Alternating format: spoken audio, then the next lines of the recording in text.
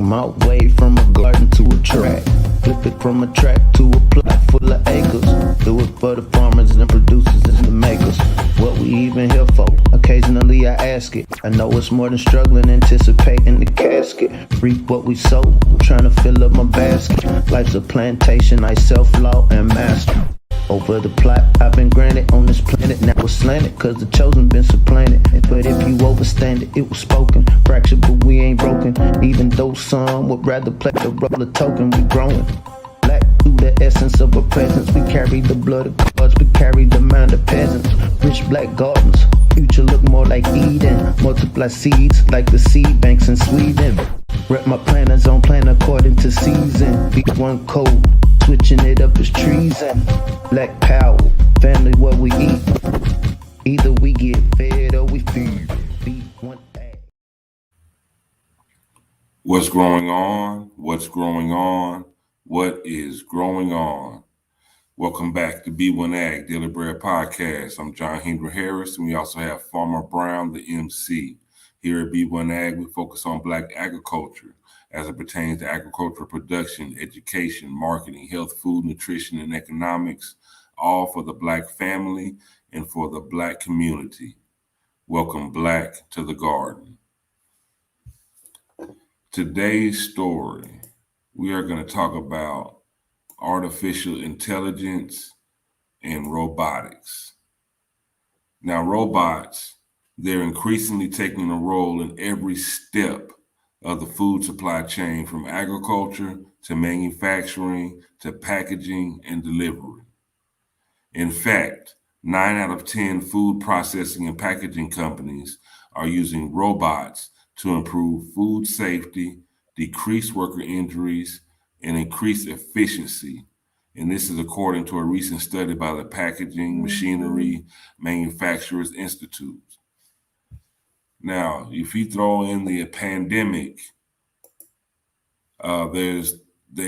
it kind of speeds up the need or the perceived need for these robots and artificial intelligence, just for safety reasons. So today we're going to deep dive into this subject and really take a look at how AI and robotics that transforming the food industry. So what's up, Farmer Brown? You had a Robo Burger?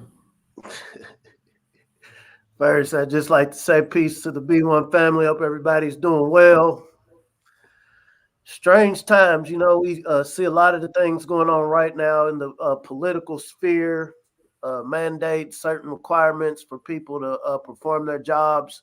I think about the medical industry, especially when we think about the food industry, and it's like, why are so many people willing to take a chance of losing up to 45% of a workforce? And, not to get conspiratorial, but it's because, okay, I have something to replace you, whether it's somebody or groups from other places or machines. So saying that to say, I look forward to deep diving into this conversation.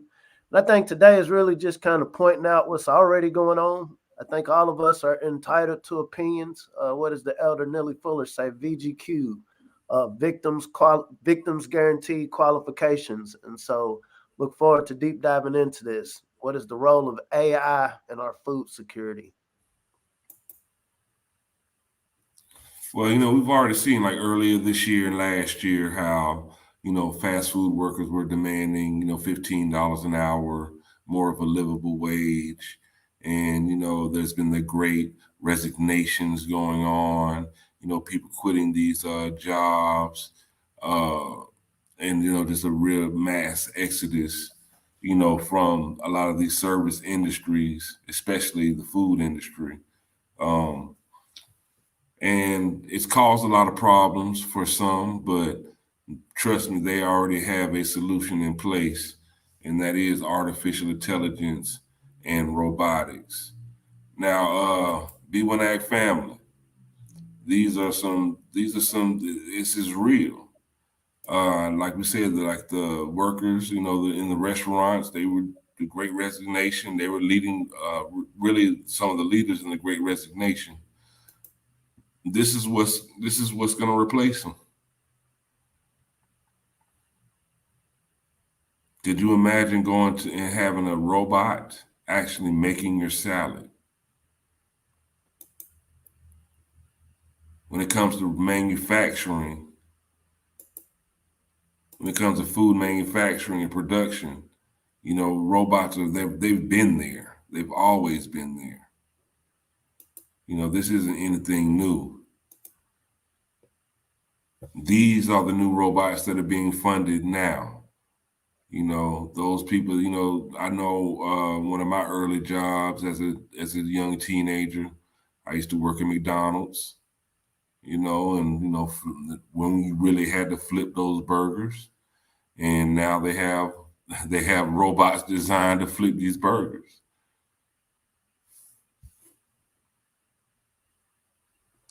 It really makes you call into question the concept of humanity. Tools are necessary. If you go back to the prehistoric times, tools are basically appendages of your own body. I can achieve something such as an arrowhead, such as a hammer. I could bang something with my fist, or I could forge this hammer, and I could probably nail something a little more firm. Saying that to say, a robot is supposed to be a tool to basically help, mitigate problems. And so I just wonder, are we kind of going into this space of being too dependent on technology to do basic human services? The other day I was riding down Maxwell. This is up the street from UK. And I remember we had reported on this a while ago, but I saw one of those little robots delivering food. I saw one, and they was riding down the street. Wasn't nobody. It wasn't a good morning, sister. There wasn't a remote control or anything. It was just this robot delivering food down the street. And it was just, my how far we've come. My how far we've come. When we think about food quality. And so, do you think that robot's going to know if there was a hair or some sort of rodent feces or something in one of those burgers? Or is it just programmed to flip, flip, flip?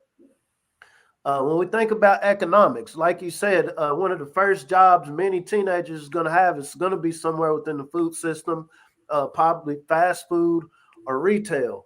And so when you have robots that are performing these functions, what does this mean for economics? What is this, outside of economics, what does this mean for teaching people how to work? Teaching people to be functional members of society. Are we wanting to just push people directly into the metaverse? Let's transcend being human. We want you to go and be in this metaverse. Everything's digital. The Most High created you as these organic, natural beings capable of endless amounts of tasks, but we're going to hand it over to these robots. It's very interesting.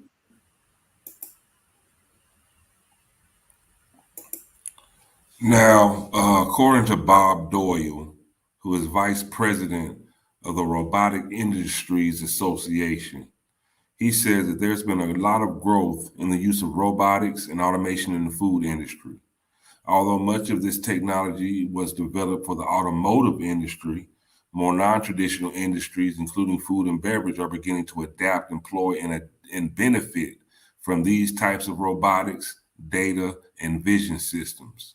Part of the reason, Doyle explained, is that the technology, which was originally developed to pick up sturdy metal parts, has become so sophisticated that it's sophisticated enough to pick up fragile items such as tomatoes, eggs, and loaves of bread without destroying them.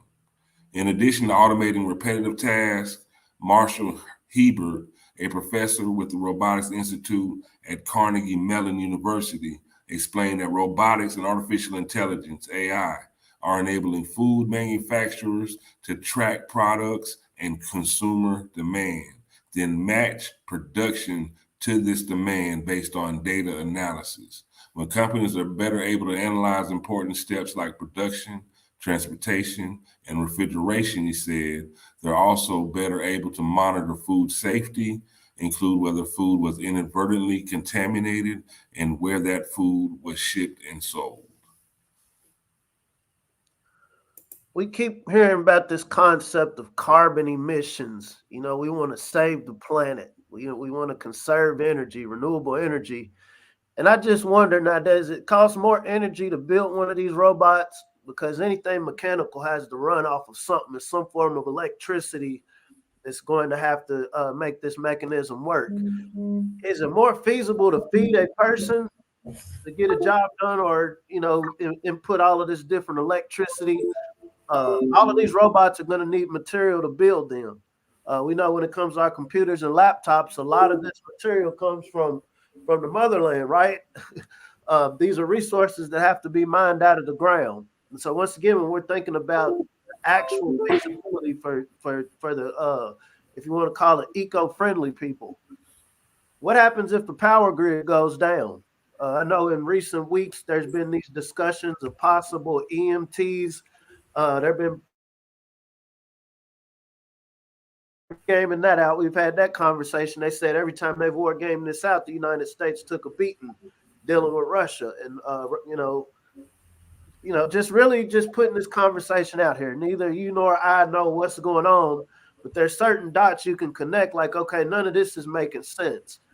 Uh, this is why we talk about, hey, y'all, with all of this chaos going on, one thing we can be assured is we're gonna have to eat. This is why we need to learn how to grow our own food, because I feel like these scientists are going mad. Uh, just because you have a button and it works doesn't mean you always need to push it.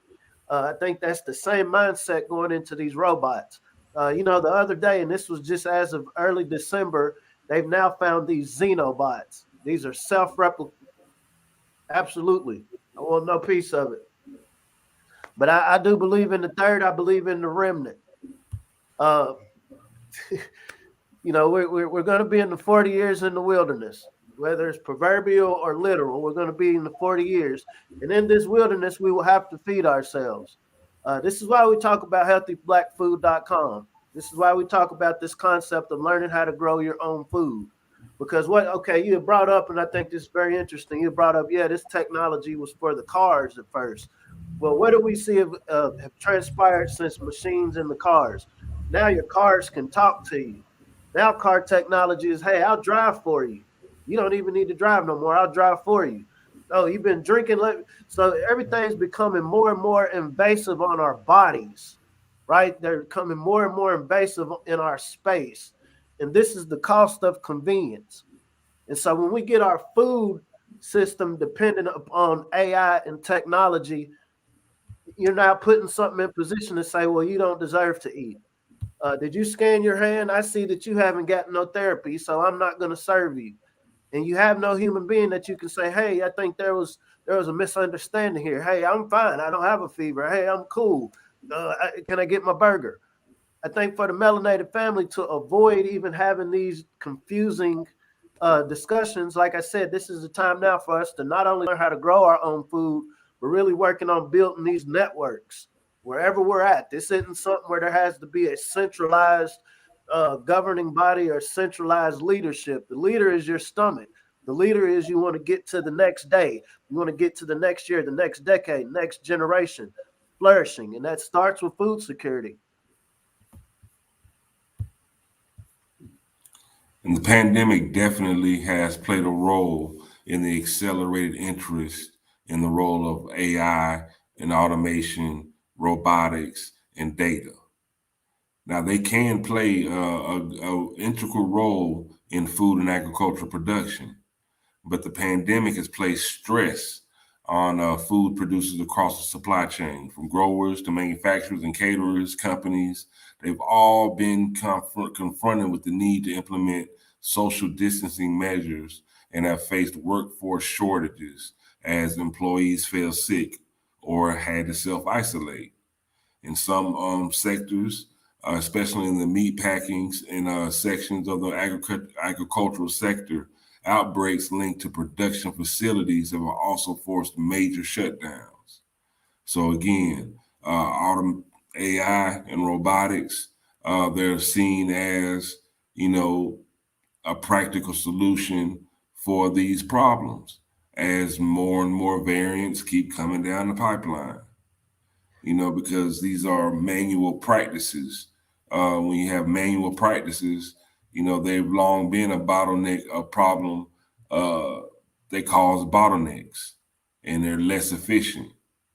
And many people view automation as a way to make these uh, manual practices more precise and efficient. Better decision making across the food supply chain. AI has been reported to be discriminatory when it comes to ethnicity. I know some people have seen the stories about, I think it was a black man, and they kept thinking his mouth was open because of his lips. So AI can be racist too. So once again, it's one thing dealing with a human racist, but then it's another dealing with technology. And this isn't tinfoil kufi. This isn't conspiracy theory. Uh, like I said, the, absolutely, absolutely. And so, once again, staying on code, are we getting our young people? Because are we here saying, oh, avoid technology? Technology is bad. Create technology, or for lack of a better word, tools that benefit the melanated community. Instead of raising us to be people, absolutely, absolutely. And there's a slide we're going to show you here shortly. Some research that's been done and some other things. We need to be programming our minds, our communities to solving our problems and not waiting on other people to solve them. Am I saying that all of us are just sitting, waiting around for them to help? Absolutely not. But do we have a critical mass of us who are making sure that we're not just going to kind of sit around and wait for what happens next?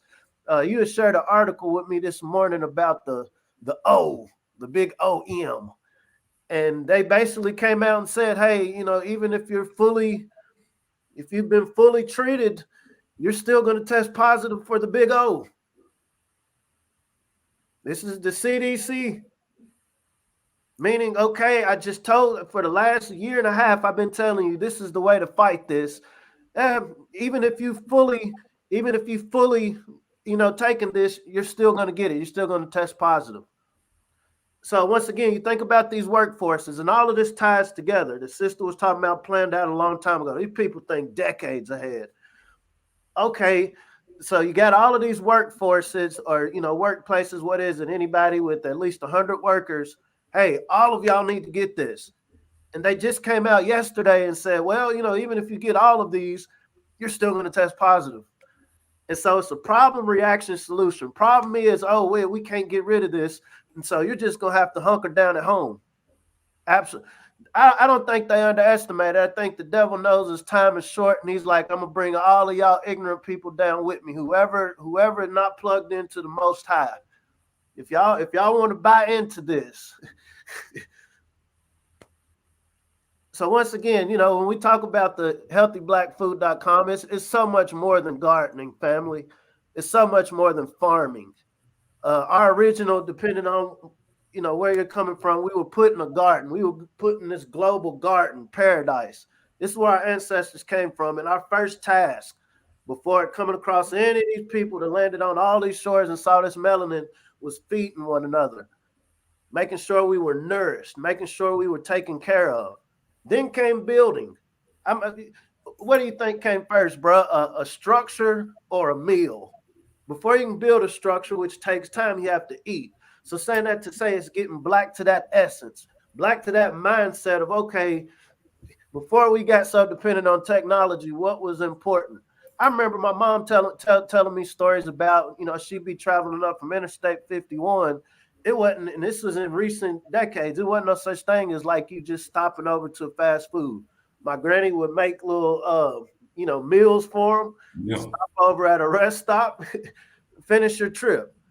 That doesn't seem so antiquated, and it actually makes sense. You know I exactly still what do that. I still do that, bro.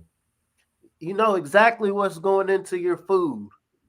I think in 2021, if you're trusting if you're trusting the usual suspects to feed you and prioritize your health, I could care less about herd immunity. I could care less about preventative measures.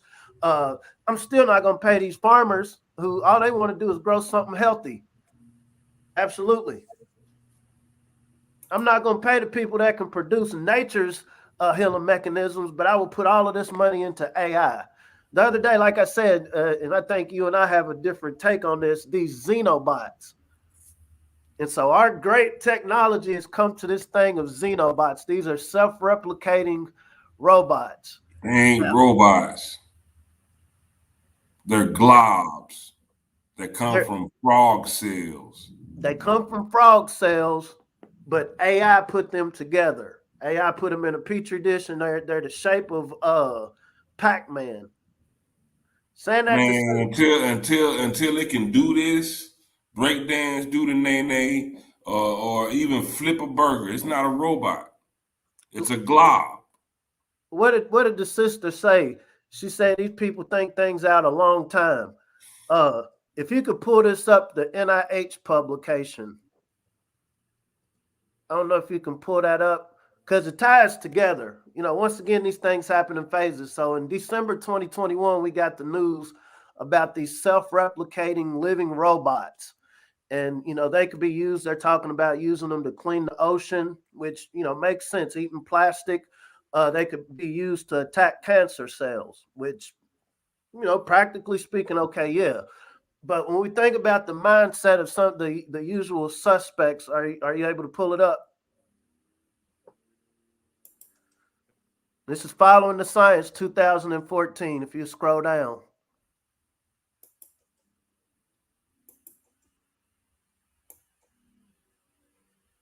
you see these Greek words. This is 2014. Self-replicating. Self-replicating. We just got the news in 2021 that we've developed these robots that can replicate themselves. Problem, reaction, solution. We encourage the family to look these things up. I see that word RNA, mRNA. mRNA. And this is 2014. This predates Operation Warp Speed, right? And for our viewers that are watching live, I'm gonna go ahead and put the direct link to this article in the chat so you can check it out yourself. They've been on this. They've been on this. Now we've already talked about the jabby meals and edibles, edible jabs. Think about adding the function of self-replicating to that. That's pretty wild. Self-replicating jabby meals. This is where it's going, y'all. This is where it's going. How do you do quality control if it's a robot? Hey, you got my order wrong. Hey, this isn't what I ordered. You don't even have somebody say, hey, you got to talk to my manager. What happens if we allow this to become commonplace? I think you even brought this up because you had shared an article with me about these pizza forno? These Yes. food kiosks. Like, hey, we don't even want you to go to stores no more. We're just going to have these kiosks strategically placed around your, if you want to go through that real quick. They actually have this company, Pizza Forno. They have these kiosks. They only require 65 to 80 square feet of space and can start operating within 4 to 6 hours. The Duo plans, the company they plan to fill North America with 20,000 fully automated Pizza Forno kiosks by 2026, including 1,000 in the US by the end of 2022. Like you literally walk up to this box and get a pizza. It says artisan pizza in 3 minutes, 24/7. Now I'm a pizza lover. I ain't gonna lie. I love pizza. it sounds good to me, but I'd rather have like an Illy's pizza. I'd rather shout out to my boy, Illy's Pizza, in Ohio. I'd rather have a real fire baked pizza made with hands, and love and care. I'm not sure. But all the processed foods that we eat, we get from the store, whether it be the frozen pizzas or all the frozen foods and microwave dinners or whatever, the processed foods, these are processed by robots, by machines. It's like we've already kind of been groomed for this. We've been groomed already. You think about the recall on a lot of the Coke products the other day, right? We've been groomed to see, okay, me getting this can of whatever this is, sugar water out of this machine is somehow normal, right? But then, oh, it's contaminated with metals. How do you make sure that these pizzas, just using this pizza for example, because if people buy into this, guess what? We'll buy into uh, burgers at kiosk. No need to go through a drive-through. Just slide your hand on your forehead, and out comes your food. Now I don't, it might be Soylent Green. Who are you going to ask about it? And that's a very good point. About the just bringing back to because we haven't really touched on that yet, and that is Coke, Sprite, and Minute Maid recalled over potential presence of metal pieces. This is a recall and consumer brand alert that came from newsnationnow.com. It says if you have Coke, Sprite, or Minute Maid in your refrigerator, you may want to check the labels after repair of recalls from Coca-Cola. The products were the subject of a voluntary recall because they could contain foreign objects such as metal bolts or washers, according to Food Safety News.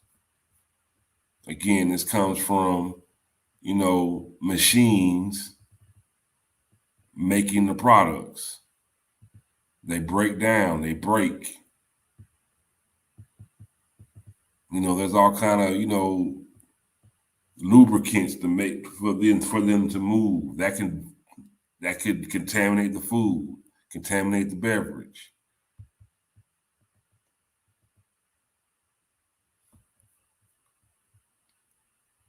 They're worried about people contaminating it with this pandemic. The machines can very well do the same thing.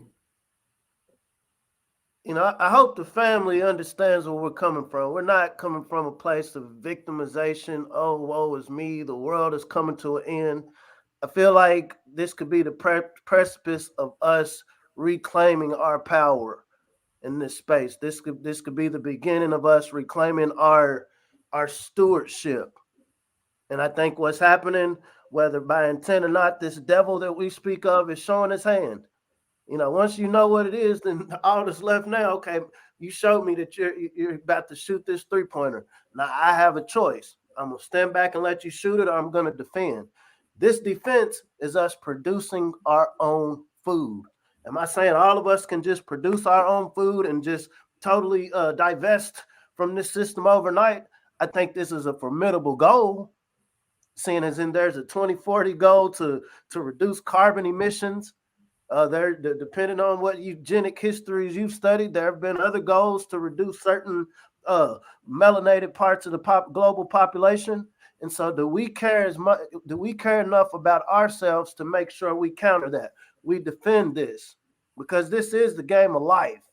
And just as technologically advanced as they are with their machines, we're technologically, spiritually advanced with these machines. And these are the ultimate machines created by the Most High.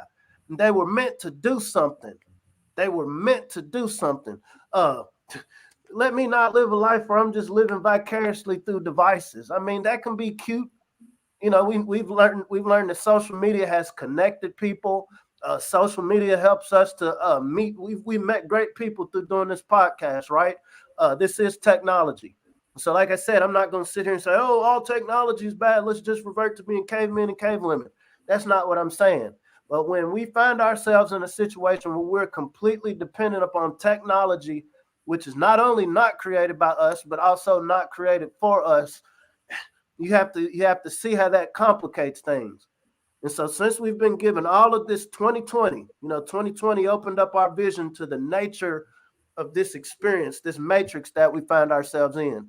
And so, how do we make sure that we're thriving?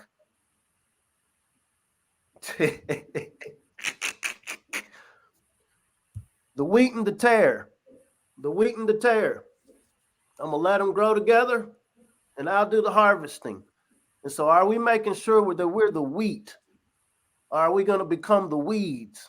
We don't want to be the weeds. We want to be productive. We want to stoke this growth mindset.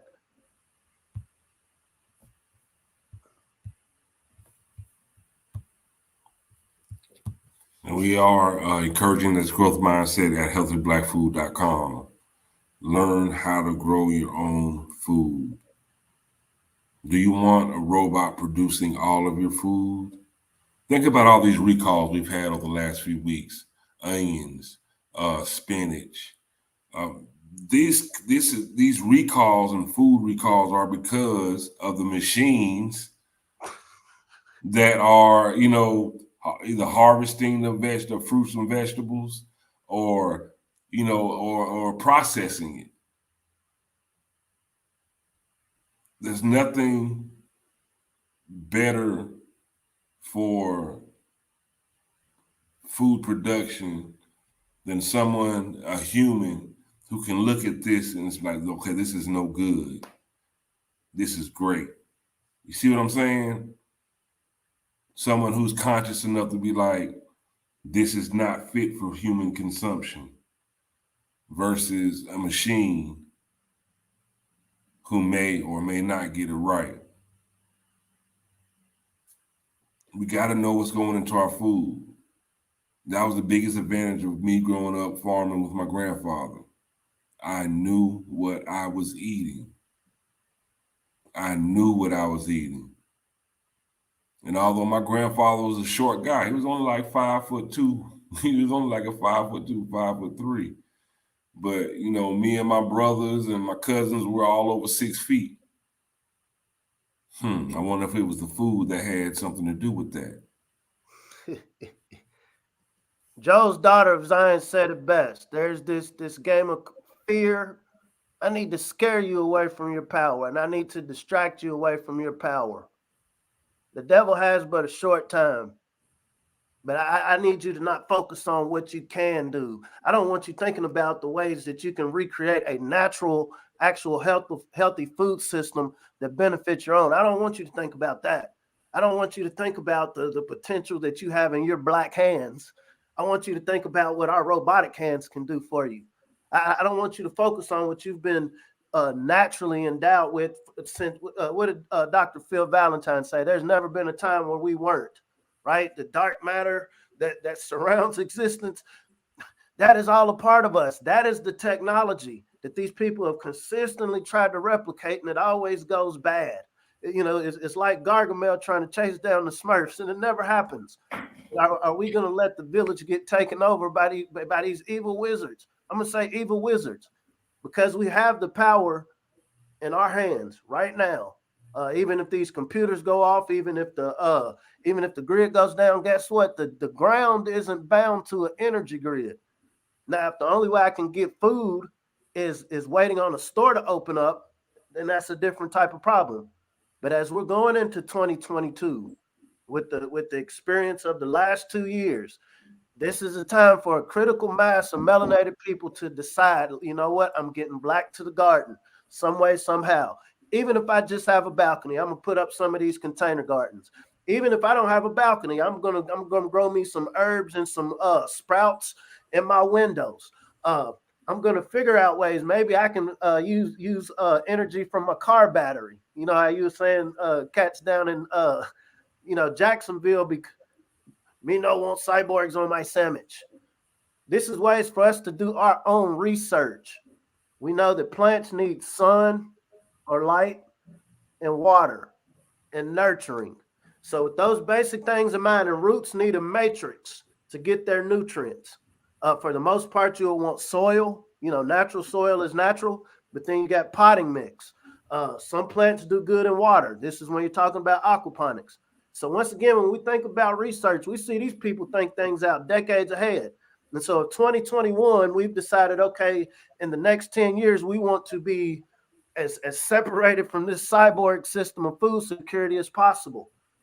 That seed starts today. You know, some plants don't immediately grow in the next year. Some will take 2 to 3 years to grow or before they germinate. So saying that to say you're planting the seed now of, hey, this is important. This is a conversation we need to have in our community. I was speaking with a sister a couple of days ago. They were up in New York. And so it's a group of them. It's about 25 of them. And they're in apartment buildings. And they're just like, hey, you know, we're in these apartments. What are some ways we can grow food? And so once again, reach out to us at b1aghiphop@gmail.com. We'd be glad to share information with you. There are things that we can do that aren't dependent on robots, that aren't dependent on somebody giving us permission, that aren't dependent on somebody giving us charity. It all starts with us planting the seed of, you know what, I want to do something, and not letting them fear us or distract us from the fact that we have the power in our hands. We have the power.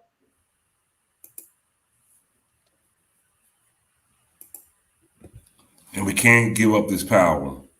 We've already given, in a lot of ways, we've already given this power up. But the beauty of it is that we can reclaim it just by planting a seed, just by planting some seeds, growing your own food, becoming more self-sufficient, taking care of yourself.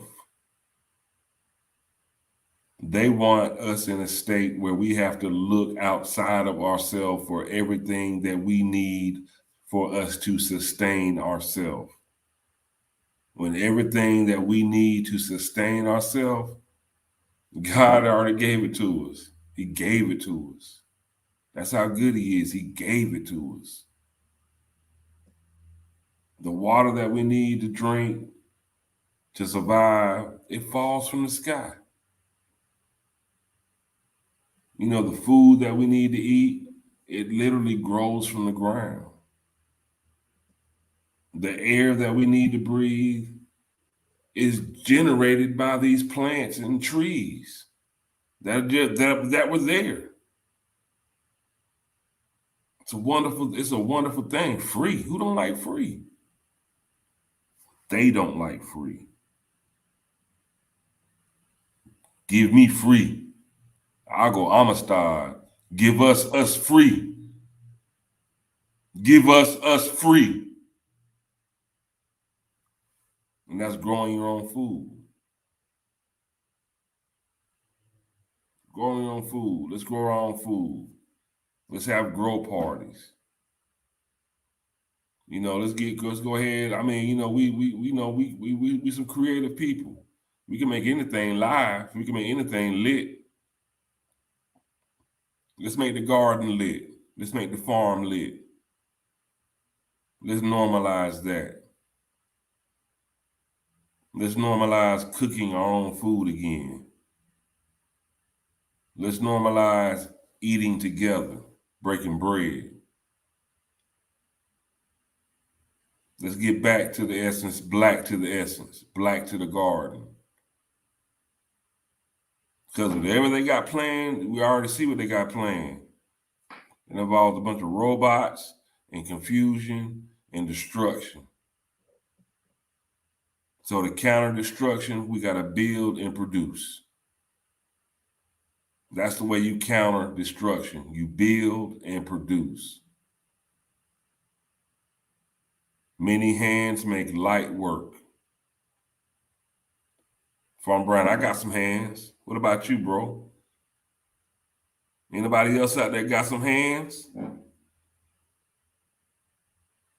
This is ancient technology. This is what they're replicating. This is what the robots are trying to copy us. I don't want y'all to know that what y'all can do. I want you to feel like you can only be functional with me as I'm making all this mess. The same person that cuts down everything and destroys everything and said I'm trying to help the world is the one who's feeding us right now, family. What sense does that make? Same people that feel like, oh, these are undesirables of society. These these these little melanated kids are weeds. We can make the world better by giving better health, by reducing their birth rates. This is the psychosis that is, I'm not even going to say running the world, that is convinced the critical mass of people that they're running the world. All praises to the Most High. We are in our finest hour right now, and it takes us deciding that we want free. It's not something we can ask for. I imagine if I'm beating somebody and hey, will you get off of me? If you're asking me, guess what? I'm gonna keep hitting you harder because you let me know I'm getting you. And so, to the degree we raise up and say, you know what, we'll feed our own, we'll feed ourselves, it changes the dynamic. And it starts with a seed. So everybody, I need y'all to do something for me. Like, share, and subscribe to B1AG Daily Bread Podcast on YouTube. You can also catch us on Black Boss Channel. But subscribe to B1AG Daily Bread Podcast. Subscribe. Let's grow this conversation. Like, share, and subscribe. And I keep trying to tell y'all, hey, the comment sections are lit.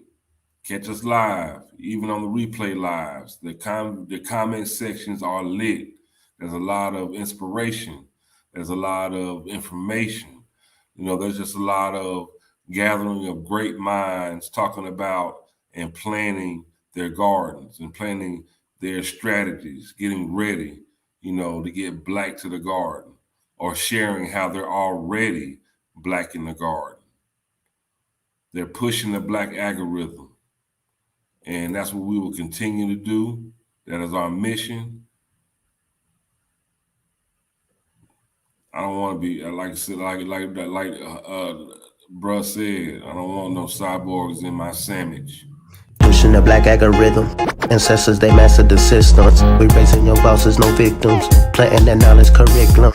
Blessing the boots with the nutrients. The darker the berry, black Nubian. Dropping receipts like I'm Julian. The streets with that boot like Peruvian. Trapping the herbs and the fruits and the veggies. CSA boxes, my package is heavy. Ship across town in the bed of my Chevy. Printing them up, growing hard for that baby. If you stay ready, you ain't gotta scramble. Bet on black farmers and growers, no gamble. Reclaiming our pain cause the game is in shambles. Blessed with that melanin, carry the mantle. Mothers and fathers of civilization. Black to the garden with through cultivation. Building back better through black innovation. B1 community growing the nation. Genetically designed to be the dopest. Open that growth mindset. Codified, now we focus farming on track on track. Feed the fam, break bread with them. Pushing that B1 algorithm. Now watch me get them, watch me get them. Pushing that B1 algorithm. Feed the fam, break bread with them. Pushing that B1 algorithm. Watch me get them, watch me get them. Pushing that B1 algorithm. Now, Joe's daughter Zion, she asked, "Do you offer courses for farming?" We do have that's what healthyblackfood.com is. It's an 8-part course, and we go down and break down everything you need to do to start growing your own food at home.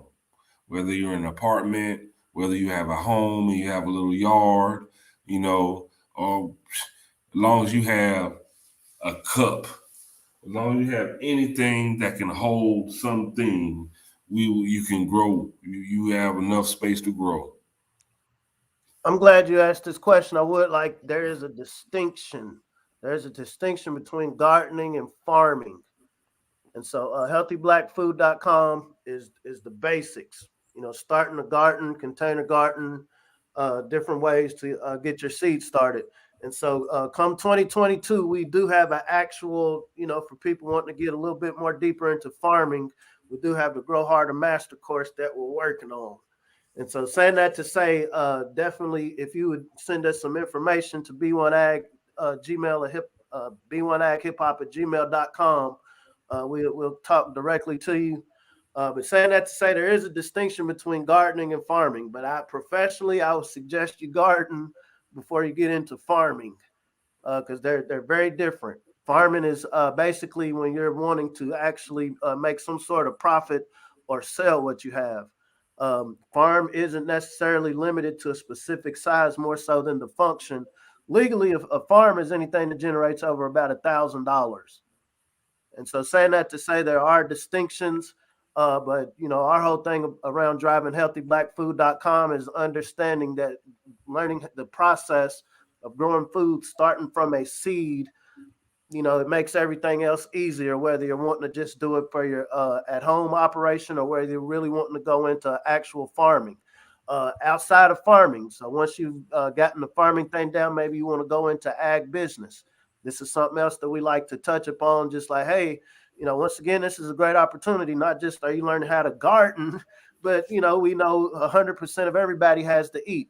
And so how do you take these products that you started in 2021, learning how to grow, by 2025, 2026, have you now turned these into value-added products? Have you now created subscriptions that people actually subscribe to whatever it is you're growing? How do you build these networks to actually make this? Yes, it's definitely a good course. It's definitely a good course, and so once again, we do have some other courses that this why you got to keep tapping in with us at B1AG Daily Bread Podcast. I think next time, since you brought that up, I think we should do a particular podcast just talking about farming in general. I think that would be a good idea, and I'm glad you brought that up. I'm telling y'all, once you start growing, it's very addictive. It's like once you start empowering yourself, it's very addictive. You're like, man, I could have been doing this for myself instead of paying for it. Wow, this tastes better than what I get at the store. This looks better than what I get at the store in my neighborhood. Wow, I can actually do this myself. I can get my kids off the video game and have them out there doing something productive, learning something, hands-on science, getting their minds thinking in a natural way, teaching them things like delayed gratification, work ethic. The sister, I was 30.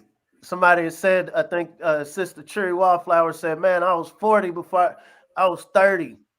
I was 30 and I stumbled upon it accidentally. I was going to get an environmental science and technology degree because we had started a lawn care company and we wanted to get into urban restoration. And so I noticed in my environmental science and technology, the associate program, it was never any melanated people in there. And so, it was exciting to me. I had never known anything about water quality, environmental studies, environmental law.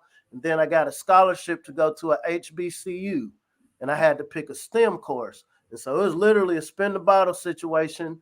And agriculture. I'm like, agriculture, food. Didn't think anything of it. Like I had always known about gardening because my mom used to garden, but it was only till I was 30. I was 30 years old when I realized, like, damn, and y'all are really people are really keeping us out of this. And this is like $1 trillion industry. And it was even going to a HBCU, it wasn't that much melanin represented in the ag courses. When you think about these 1890s colleges, this is where the bag is. When you think about society as a whole, the bag is in being able to feed people. And so that's what triggered my whole my embarrassment. Why am I 30 years old and I'm just now figuring this out? Hands-on science. Why is it just now clicking that, wow, you know what? Everybody does eat. You know what? I can produce food. You know what? People buy food. You know what? A lot of the sicknesses that I've seen people in my family suffer from started with food. A lot of the things that make somebody healthy is food. When we think politically, it doesn't matter what you protest about. If you can't feed yourself, then you're subject to whatever I tell you to do because you'll just exhaust yourself. So it goes back to the food, and it's never too late to get back to the garden. And I was born in it. I can't. I was born in it. I can't. My grandfather was a farmer. His mother was full-blooded Indian. So living off the land came natural for him. My grandfather, he only read two things: the Bible and the almanac. Dropped out of school in the fourth grade. But I bet you could never trick him out of his money. I guarantee you that. You can never trick him out of his money, and he kept plenty of it. Because he went out there and I used to think, man, you growing all this food, you out there growing money too. And really you are. When you grow food, you're growing money. When you grow food, you're growing money. Food is a money tree. I remember we used to get some calls sometimes. It'd be some kind of bill collector. Like, granddaddy, these people talking about you owe them some money. I don't owe nobody nothing. They lying. I don't owe that King of Rancho Cucamonga like on next Friday. That was my grandfather for real. I don't owe nobody nothing. He ain't owe nobody nothing because he went out there and got it. He went out there and got it. My grandmother didn't have to shop for much. When we went grocery shopping, it was for very basic stuff. Very basic stuff. Because we grew everything. And I'm talking about some of the best food. Some of the best food. And I would love for everybody to have these experiences. I can go on, like Farmer Brown always tells me I have so many unwritten books. And I do. Just talking about my experiences growing up in this world of agriculture with my grandfather and my grandmother and all the food and all the people that they fed. My grandfather and grandmother fed more probably as many people than McDonald's. Because the thing about food, you can't eat it all. You can't eat it all. Even no matter how good it is, you can't eat it all. You might as well share. And I mean, this extended beyond people. My grandfather stray cats, birds, all the animals, like John, they got to eat too. Birds got to eat too. Those cats and dogs, they got to eat too. We all got to eat, and there's plenty. And the thing about it, it's plenty. It's plenty of us. It's plenty of food for us to eat. Hunger is that's a forced reality. That's because people are denied access, or they don't realize that we have all the access that we need. So let's dial in. Let's plug in. Let's dig in that dirt. Look at digging in that dirt just like plugging into the wall socket. Let's produce some food. Because at the end of the day, I'm saying, if you really, really, really, really want to know something, what do the people need to do, Brown? If you really want to know something, let's get tunnel vision on a healthy B1 community, a healthy, thriving B1 community that can feed ourselves and sell the surplus. So if you really want to know something, let's learn how to grow something. Hey, y'all, it's Friday, going to this weekend. Be safe. Keep that growth mindset. Let's grow harder through the weekend. so we can go into Monday back strong, upright, and ready to go. There's a lot going on, but good thing with us at B1AG and this family, we're growing on. So while they can go on, we can grow on. I'm John Henry Harris. We have Farmer Brown MC. Thank you again for checking out B1AG Daily Bread Podcast. See you soon. Peace.